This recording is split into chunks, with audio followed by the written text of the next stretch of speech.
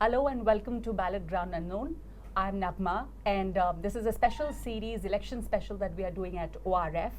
The question we are today asking is, has India's foreign policy undergone remarkable transformation since May 2014? Even the critics seem to concede sometimes that there has been indeed a shift in the foreign policy front as far as the Modi government is concerned.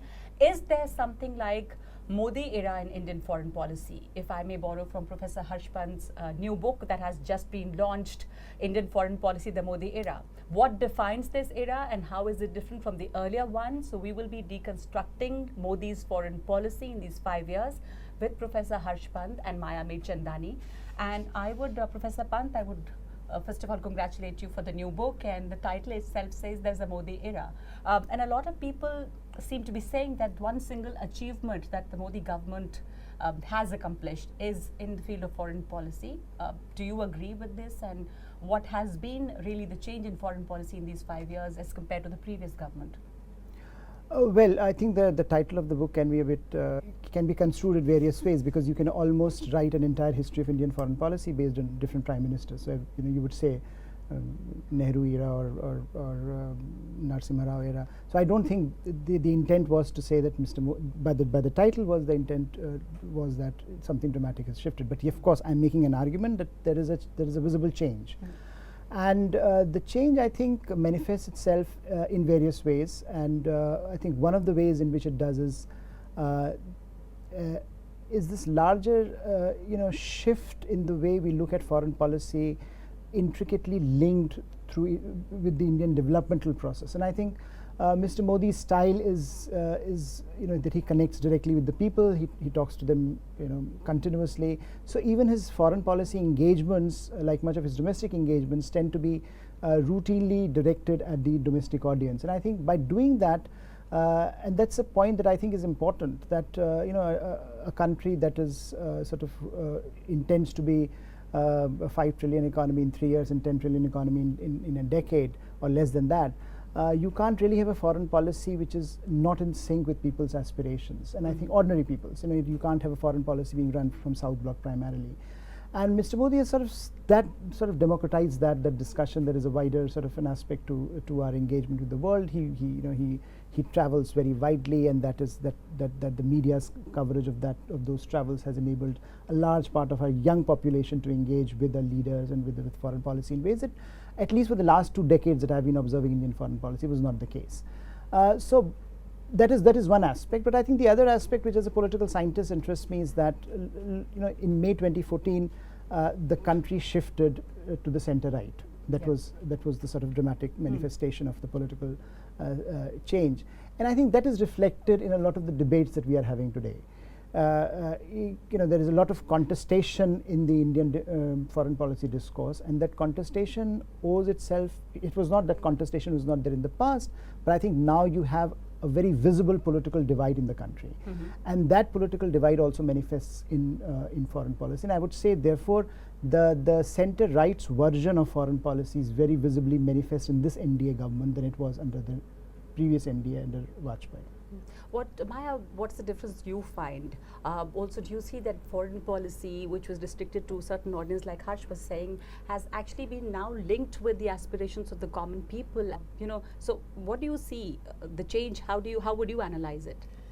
So I think I have a slightly nuanced disagreement with Harsh on this, and I think the outreach to the public as far as foreign policy was concerned via their elected representatives, because we are a parliamentary democracy at the end of the day, has taken place in the past as well. The diaspora was a huge focus of Prime Minister Vajpayee's NDA, for example. Pravasi Bharatiya Divas was something that was created under his prime ministership. So that outreach took place. When it has been issues of major foreign policy shifts, whether it was the nuclear deal as a classic example in recent history, it was driven by the Vajpayee regime and the NSSP, the next steps in strategic partnership, and Dr. Manmohan Singh sort of pushed towards that agenda as well. It was hugely debated in Parliament. We know, we had political parties out and out sort of saying that we cannot envision an Indian landscape where there's a nuclear deal with the United States. And those conversations went on. So I'm not sure I agree that the debates around foreign policy have been completely devoid of a public space and a public attention. Um, and it's a good thing actually that in a sense Prime Minister Modi has brought that debate also in many different ways, whether it's H1B visas or whether it is, you know, investment opportunities. He's as well traveled as his predecessors, and it was, you know, coverage, it changes with media technologies. So earlier prime ministers maybe did not have access to the kinds of media technologies which allowed the widespread coverage that we see today. But I think there is also a danger in letting the public dictate or influence foreign policy beyond a point. And the one thing that I feel that strongly about, the one arena I feel that strongly about, is on our Pakistan policy, because in this kind of global space that we're in, where, you know, leaders appeal to populist sentiments, there is fury at Pakistan on a regular basis on the Indian street and on Indian social media. Should that public anger influence state policy? I think that's a little bit of a concern that I have. Well, it's definitely a concern, Maya, but we see it's not only in India, but a lot of other countries where the government has shifted. It's a more rightist government, whether we talk of Japan or other countries, that the domestic policies are dictating the foreign policies, and the popular sentiments are in a way dictating the foreign policies. So I don't just to push this point, I don't think that foreign policy can be de-linked completely from domestic policy. I think domestic policy will obviously influence. I mean, whether it was non-alignment in the Nehru era, whether it's strategic autonomy where we are today. It's very much about Indians taking pride in their place in the world and how the world sees us, how we respond to what's in our interests as a country. Having said that, I think there has to be a balance. That's my limited point. Has Modi been able to change the perception that you know, India's foreign policy has moved away from being it was seen as non-committal and passive to some extent in many areas? For example, if I may, you know, the Pulwama attack, and then after that the Balakot airstrike, where we chose the airstrike, and by doing that we've in a way crossed the red line. So the aggressive stance that you saw now, that definitely is a shift that was not there earlier, and by doing that, have we been able to deter Pakistan? Was that a strong deterrent? Well, I look at it, you know, slightly differently, in the sense that all governments since 1998 have been trying to come to terms with what to do with Pakistan. So we have tried a set of policies, and clearly they were not working, in the sense that the returns on those policies were diminishing by the day.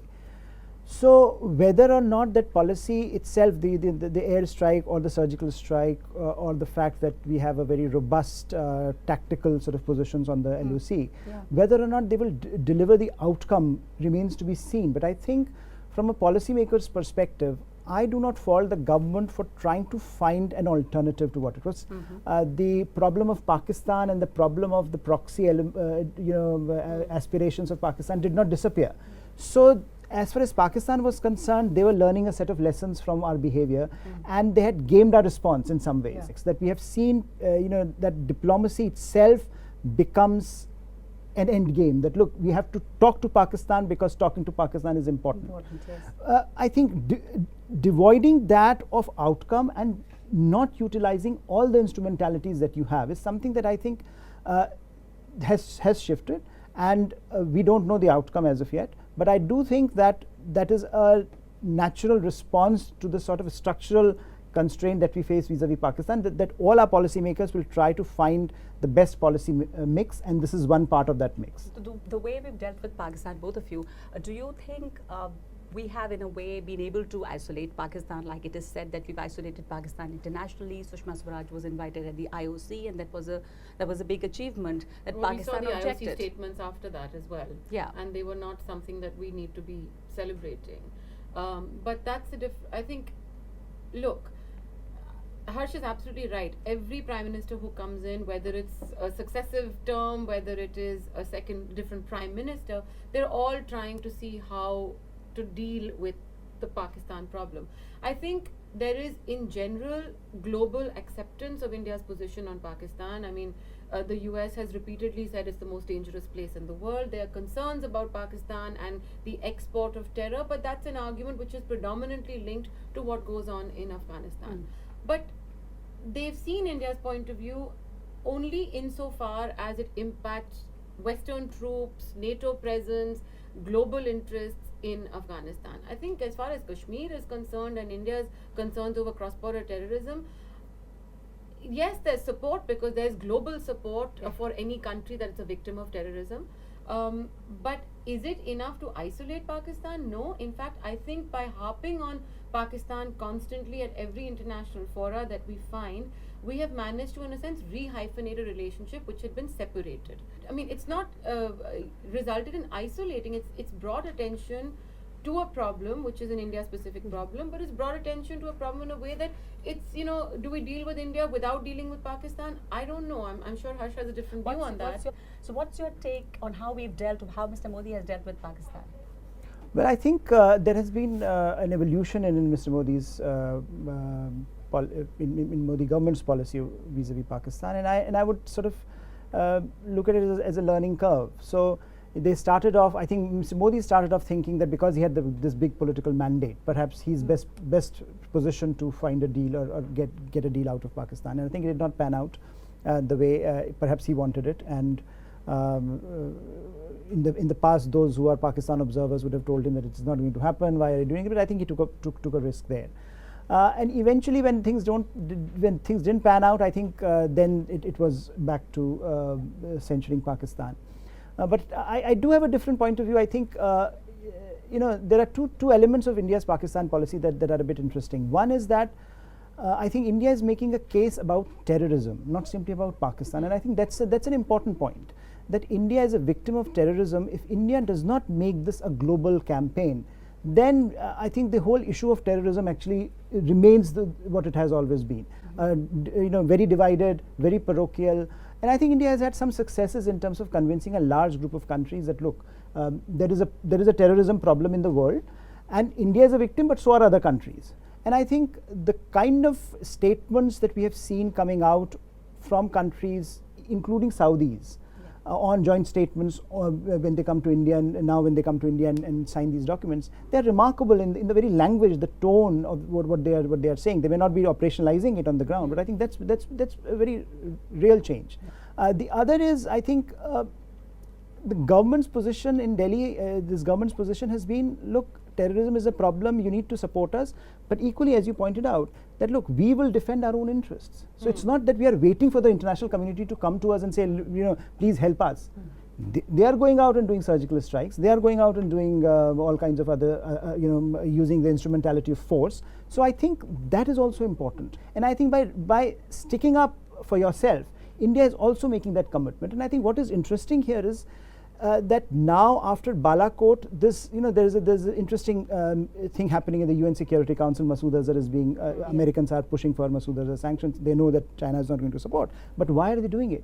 They are doing it because they realize that they don't do it, India is going to take unilateral action. And I think now it used to be the other way around. They used to be worried about Pakistan's reaction. So they used to come to India and say, well, don't really de-escalate. Yeah. Now they are worried about India's escalation, and they are telling that they are trying to show off that they have to do something. So I think the global, I think the dynamic has shifted in ways which perhaps in the short to medium term helps India. I don't know about the very long term, but in the very long term, we are all dead. So that has been a big change. That now India is, they are worried about that India might take unilateral action. But another question, he talked about West Asia success, Maya. Other than West Asia, how have we dealt with China? We've seen that Doklam happened and then Wuhan happened also. So we were aggressive, and the one narrative is we were very successful in being aggressive in Doklam. So I think Pakistan and China right there present two very diametrically opposite responses from the Indian foreign policy establishment. There is a muscularity on Pakistan, as Harsh also pointed out. The use of force is something that's come into the strategic thinking, and looks like it's here to stay. I mean, the fact is that the use of force needs to be followed up with diplomacy. It can't just be an end into itself. But on China, when Doklam happened, it was an elongated standoff. You didn't see that kind of muscularity. In fact, on the contrary, the statements coming out from the Ministry of External Affairs, the sort of background conversations that took place were all about tempering the rhetoric, keeping it in check.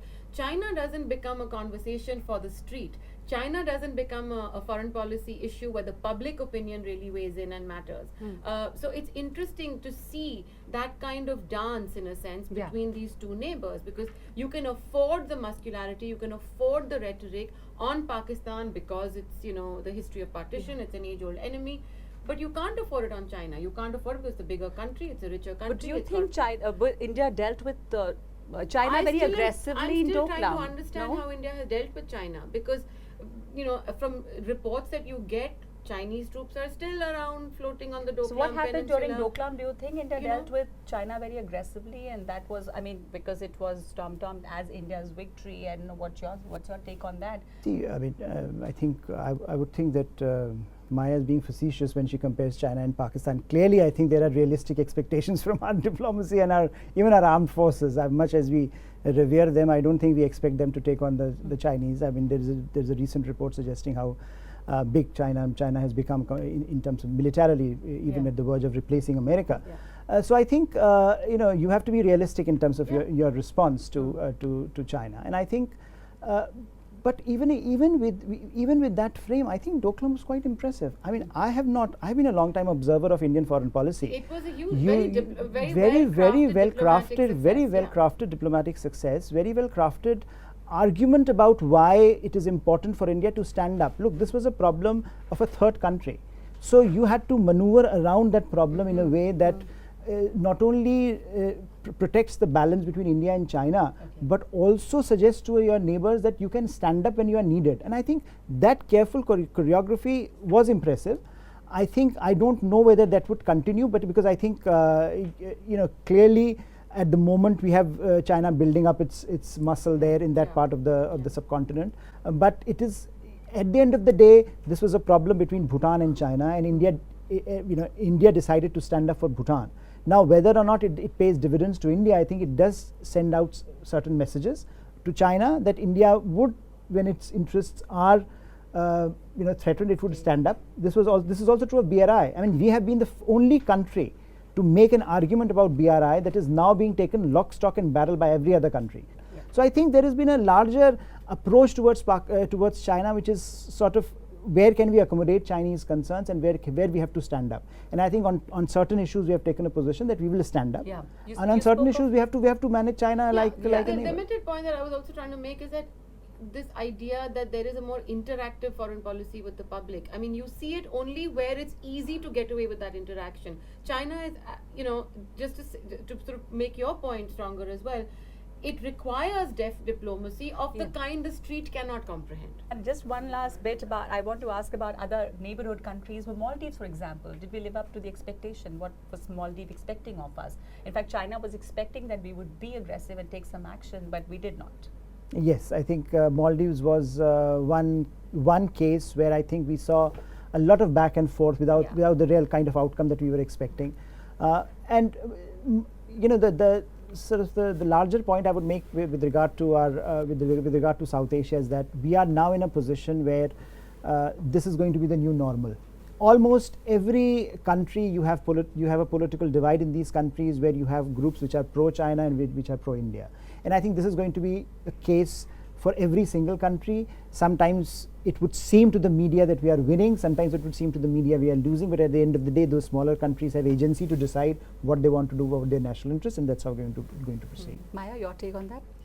No, I think he's absolutely right. I mean, we will be confronted with this. But the one thing I do want to say on South Asia, that very often we've heard that, you know, South Asian cooperation or the SAARC process, for example, has been held hostage to India-Pakistan tensions. India has found a way to sort of circumnavigate those tensions as well by dealing either bilaterally with individual countries or finding other regional groupings, whether it's BIMSTEC or ASEAN or the BBN or whatever other arrangements that work in the short term for India. But in the long term, as much as we want to ignore Pakistan and not deal with them, I don't think we can exclude Pakistan from a South Asian conversation. So My concern is this: we can work on all these other arrangements because they work in the short term. But what do we do in the long run about this? I don't know what the answer is, Harsh. I mean, maybe you have a I was view just on that. going through the BJP manifesto, and it also talks of the go global spirit. India's time has come, and we will play a crucial role in shaping the global order, and the rise of India is a reality, says the Sankalp Patra. So can we say that Modi has given a thrust to the foreign policy, and it wasn't expected from a Mufassil politician like him, but he gave that thrust to the foreign policy. Would you agree to that? I think Prime Minister Modi has been lucky to inherit the foreign policy of some very good predecessors, including Prime Minister Vajpayee, and he has been able to also capitalize on some of the gains that they have made, whether it was Prime Minister Vajpayee's push in the region or whether it was Dr. Manmohan Singh's push with the United States. Do you think Modi government hasn't disappointed on the foreign policy? I think that has been one of their success stories, and I think foreign policies of major powers don't radically alter with changes in governments. But I think leadership matters. I don't think India under Manmohan Singh, much as Maya would like Dr. Singh very much, I don't think India was being looked at in a similar way that India has been looked at today. That's a reality. There has been a change in the way the world it's is a viewing global India. perception. I think that has shifted. Okay, we have to end on that note, Maya. I know you're smiling, not agreeing to it, but thank you so much for being That's why part of I this gave him the last conversation. Thank you so much, Professor Pant.